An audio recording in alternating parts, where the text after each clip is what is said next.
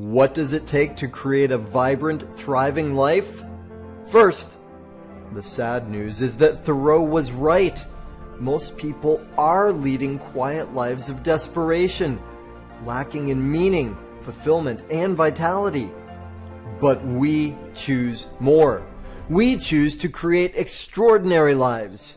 And the Art of Vibrant Living show entertains you with inspiration, empowerment, and education to create your life into a masterpiece. It's time. Let's vibe up. Welcome to the show, except, sadly, I am Daniel Aaron, and I am your host, and unfortunately, our guest today, my friend and colleague Jill Lublin, is not feeling well and not able to make it. So, you know how it goes, though. The show must go on. So, what that means for us right now is, have you ever known that you've got more potential, that a higher possibility exists inside you, and not lived up to it? And maybe even felt frustrated, like, I know it's there, but how do I get it? How do I access it? And would you like to know how? And even better than know how, would you like to actually access it? So in this video, in this true story, which includes me this very morning in tears, I will show you how to do that. I will tell you about the piece that's missing for most people here. Now, when I was in 8th grade in Northern Virginia, there was a big fight between Anton Munoz. Oh my goodness, I just remembered his last name. Anton Munoz and Frank. I'm not sure if I'm going to remember his last name. It was down at the south end of the big main hall by the glass doors. And it was, I guess for me, the first time I'd been close to like a real savage is probably too strong a word, but a real knockdown, drag out fight. And I don't know what was going on with the school administrators that day, but they were nowhere to be seen. And this thing went on for like 10 minutes, 15 minutes, I don't know. And it ended up that Anton beat Frank until he couldn't stand up. I remember Anton shouting, "You better stay down." Right. And of course, what I was doing was standing on the side watching all of it with my mouth hanging open, gawking as we tend to do. And what I didn't know then, what I learned out this morning, is I made a decision, albeit unconscious. I made a decision and created a belief that changed my life. Now, that very same school year, earlier in the year, I had refused to fight David Grohl. And yes, I do mean that David Grohl of Nirvana and Foo Fighters. He's a Foo Fighter, and we weren't destined to fight. We were supposed to fight. But that's another story for another time. The combination of these events, though, and see what happened was I watched Frank, who I knew from judo. Actually, we went to the same judo school. He was a brown belt. When I watched Frank and Anton fighting and heard the other boys cheering and shouting, I didn't realize, actually, it was unconscious. I'm not into fighting. I wasn't into fighting then. I'm not now. And the narrative that's what we do, that's what boys especially do. That's how they become tough and strong and manly and acceptable and good.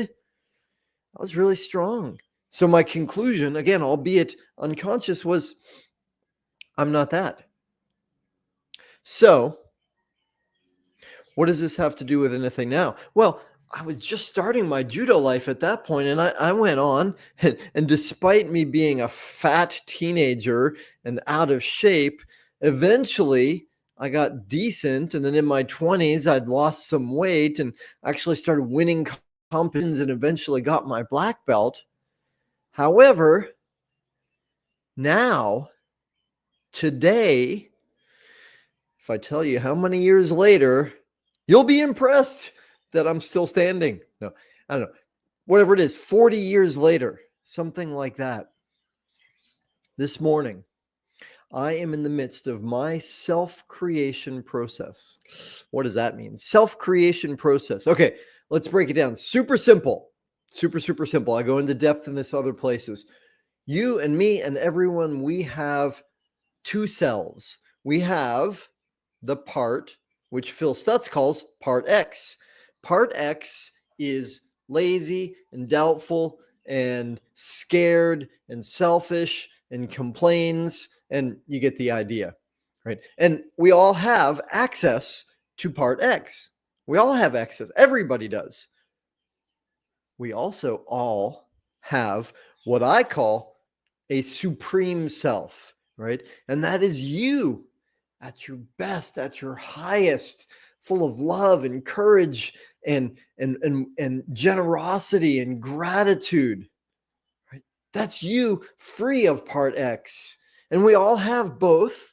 We all have access to both. And of course, the quality of your life, what we create in our life, depends on which one we're living in. And everything we want, everything we would love to create comes from living in and as part X. Sorry, part X, not part X, as our supreme self. So what does that mean? Bottom line, a lot of people have heard, I'm guessing you've heard it before too, you create your own reality. Oh, that's exciting. And it can be a little depressing too when we think about it, because what if there are things in our life that we don't like? I created that. So here's the thing. Creating the supreme self, there's more to it than meets the eye. And this is it's not a secret. It's not often put forward because we want to simplify, or people tend to simplify. I don't even know why it's not put forward. It was missing for me for years. There's three components. One is defining who is the supreme self, right? Who we are at our best. And what I did and what I guide my clients to do is actually invest some time, write it down. We create a supreme self manifesto. A manifesto. It's a written set of thoughts, statements, declarations about who we are and who we are becoming, what we are creating ourselves to be. Now, cool, insufficient. Check this out. Have you, or do you know anybody, or even a company who has created a mission statement or a vision statement? Maybe put in some time and effort and days and hours and weeks and created something that's really like inspiring and uplifting. Like, yeah, this is who we are. Well, cool, sorta, except what happens then?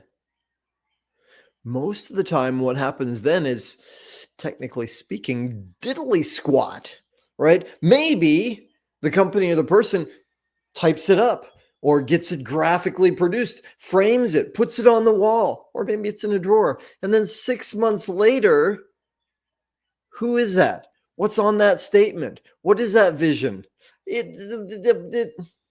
Right? We tend not to remember. Here's the rub of it, though.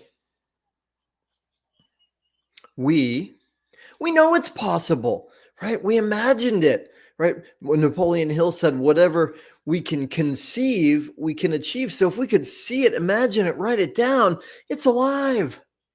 Yet, if what we're living on a daily basis is disconnected from that, ooh, that ain't good. That's painful, right? Just literally painful. And especially painful because now we know that that's possible. We know that that exists across time and space.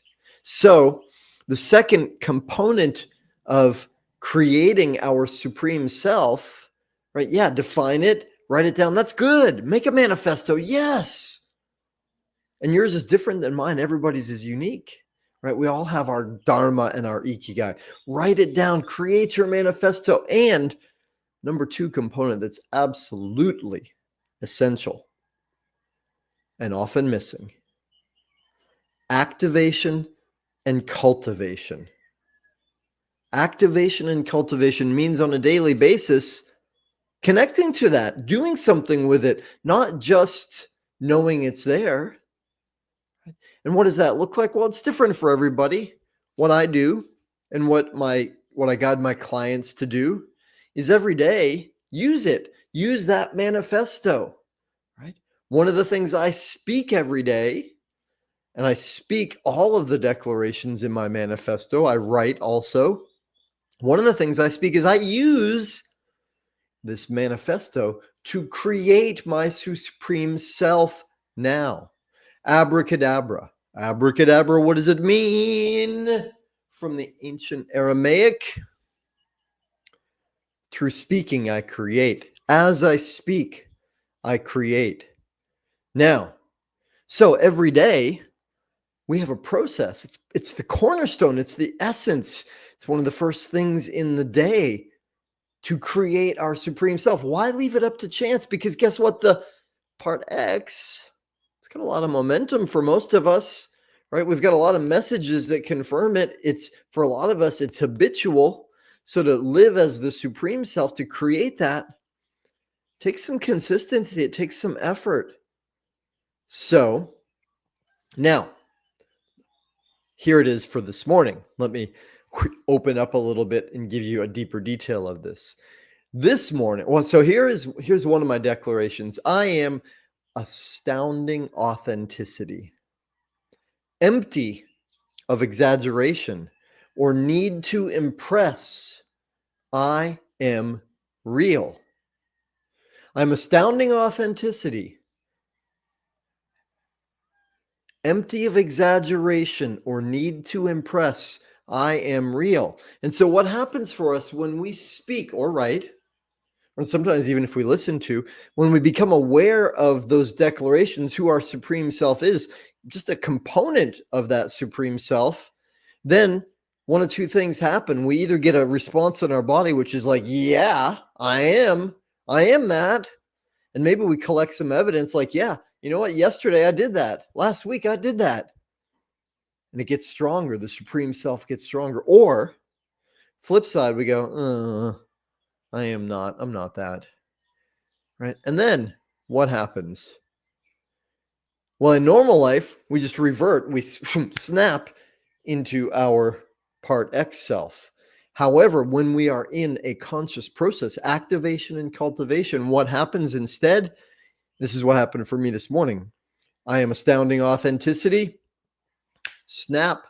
Yesterday, in the middle of a conversation with one of my coaches, he was asking me about the results. And I said, oh, yeah, I got 3. And the truth is, in that moment, I really was pretty sure I got 2, not 3. So this morning, I snapped to that and I said, why did I do that? That's not empty of exaggeration or need to impress. That's not astounding authenticity. That's duplicitous. That's exaggeration. And then I asked myself, well, why did I do that? Was I trying to impress him? Or was I trying to impress me to feel like I had more success than I actually had with that thing? Details don't matter in this case. So, and as I sat with it for a moment, I was like, gosh, I think it might have been both. So I said, well, why would I be trying to exaggerate and impress? And then, of course, the immediate response is, because I don't think I'm enough. I don't think I'm good enough. Kind of an inescapable conclusion, right? So then I said, okay, well, there must be a self-judgment. And here, y'all, we get into the third key of self-creation. So 1 is define who is the supreme self, create a manifesto. 2 is activation and cultivation, a process. The third is let go of what's in the way. And here's the thing, y'all, for any of us, if we are moving toward consciously evolving, creating our highest self, which is forever, it's never going to stop. There's always more. I don't like the word enlightenment so much because it implies dark light, before, after, done, finished state. No, that's not how it works. We continue to evolve and grow.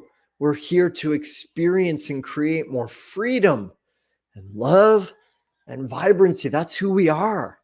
So I realized in that moment, I had a need to impress because I don't feel good enough. And then I thought to myself, well, didn't I already forgive that? Yeah, I did. You know what? It came up again. Okay, going to a new level. I know enough now to say, okay, that's good, right? If I see that, I can free myself and then I, quote, vibrate higher. So, okay, well, what's the judgment? Feel into that for a minute. The judgment is I'm a loser, right? This is how it occurred for me yesterday. I have to exaggerate myself to be more of a winner. So, okay. So the judgment is I'm a loser. As soon as I experienced that, thought that, flash, boom, all the way back to 8th grade to being on the sidelines there of Frank and Anton's fight. I was like, oh, I wasn't in that fight. I'm not a boy who fights. I'm a loser.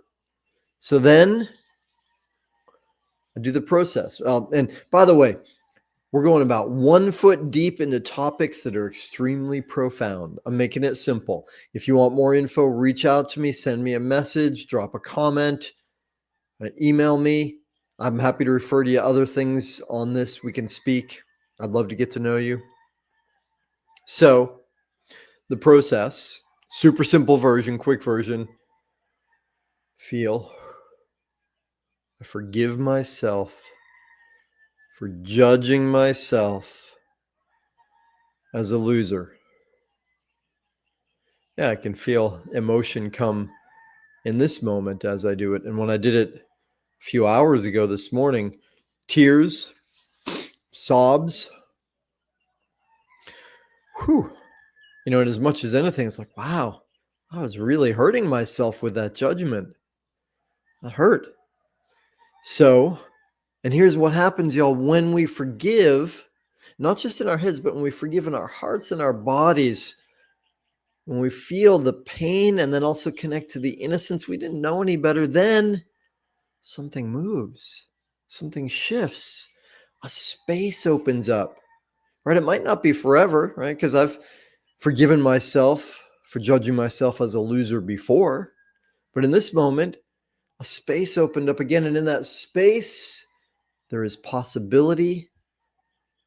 And then we use a sentence stem that is for what's true is, or for what's even more true is, I am.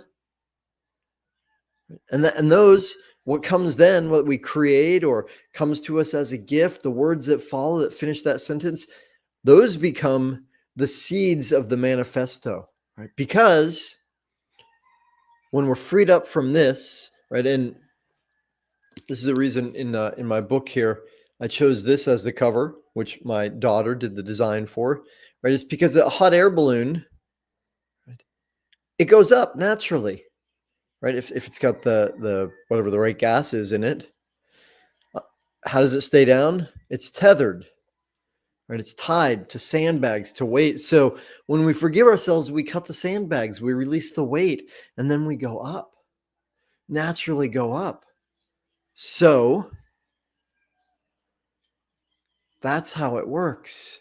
Self-creation is imagining our truest self. Yes, and a lot of people do that. Visualize. Cool, that's great.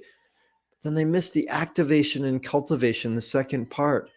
And that is absolutely important and essential. And so many people don't do that.